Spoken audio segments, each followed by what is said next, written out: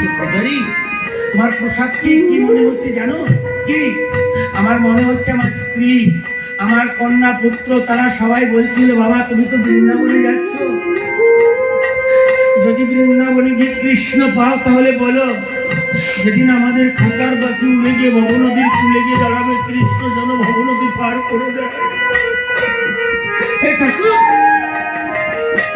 পূজারি আমি বলেছিলাম যে আমি শুধু তোমাদের জন্য নয়, আমার কৃষ্ণের চরণে জানাবো, হে ঠাকুর লালার জীবনী নিয়ে যদি কোনো ভক্ত একটা আলোচনাও করে, সংসার মাঝে জীব যারা পড়ে আছে প্রত্যেকটা জীবের খাঁচার পাখি উড়ে গিয়ে যদি ভবনদীর কূলে গিয়ে দাঁড়ায়, হে কৃষ্ণ যেন সবাইকে ভবনদী পার করে দেয়।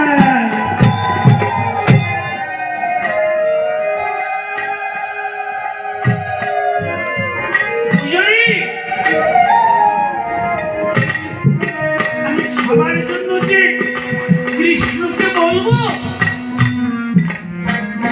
আমার ভাগ্যে হয়তো তা হবে না। তুমি যখন পুজো দিতে যাও তখন তুমি আমার হয়ে এই কথাগুলো কৃষ্ণকে বলো। এইখানেই খেলা, মনোরে ভবের নাট্যশালায় মানুষ ছিল না। আজ ওই কে গিয়েছিল জানেন? ভগবান কৃষ্ণ নিজে পুজোরির বেশ ধরে দিয়েছিল।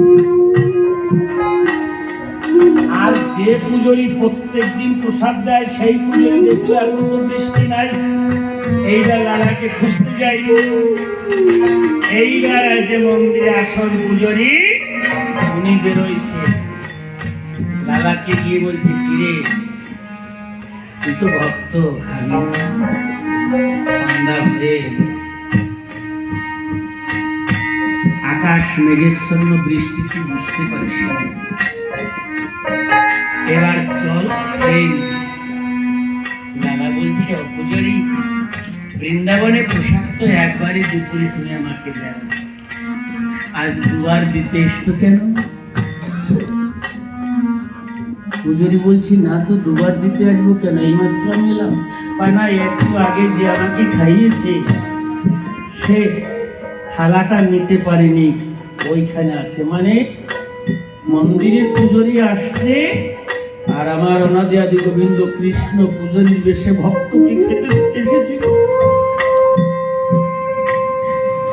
মানে কৃষ্ণ অন্তর্ধান হওয়ার সময় বলছিল লালা থালাটা আমি নিতে পারছি না, ধরা পড়ে যাবে না রায়। কৃষ্ণ অন্তর্ধান হলো, পূজারী বলছে থালা কোথায়? থালাটা বের করে দেখে তো কৃষ্ণ মন্দিরের ভিতরে থালা, মন্দিরের বাইরে তো তালা দেওয়া। উনি ব্যস্ত সহকারে গড়িয়ে এসে দেখে মন্দিরে কৃষ্ণ সেবার যে মন্দির, সে মন্দিরের ভিতরে কৃষ্ণ আছে, থালা নেই, তালা দেওয়া রয়েছে। আবার গড়িয়ে গিয়ে লালার চরণ জড়িয়ে বলছে তুমি কে বলো?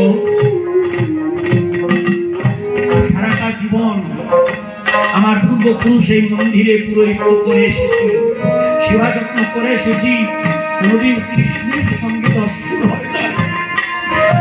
পাথরের মূর্তি ভেবে, মাটির মূর্তি ভেবে শুধু পূজাই করেছি। বলে কৃষ্ণ তোমার, পূজারি বলছে লালা কৃষ্ণ তোমার, তোমার ব্যাখ্যায় ছুটে এসেছে। লালা কয় না ভুল, অপূজারি কৃষ্ণ যদিও এসেছিল কিন্তু সেটা তোমার নেই ধরে এসেছিল, তোমার মতো পূজারি হয়ে এসেছিল। আমার মনে কি হয় জানো? পূজারি বেশ কখন ধরতে পারে, পূজারির মনের মতন কৃষ্ণের মনের মতন না হলে কি তার বেশ ধরে? পূজারি তাকে দেখে যেখানে দাঁড়িয়ে কৃষ্ণ পূজারির বেশ ধরে লালাকে খেতে দিয়েছিল, পদচিহ্নর পরভ্রমণ গুঞ্জন করছে।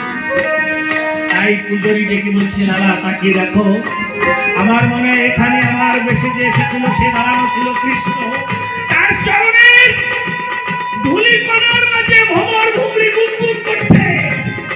লালা দেখে পূজারিকে জড়িয়ে ধরে দুজনে ওখানে গড়াগড়ি দিয়ে বলছে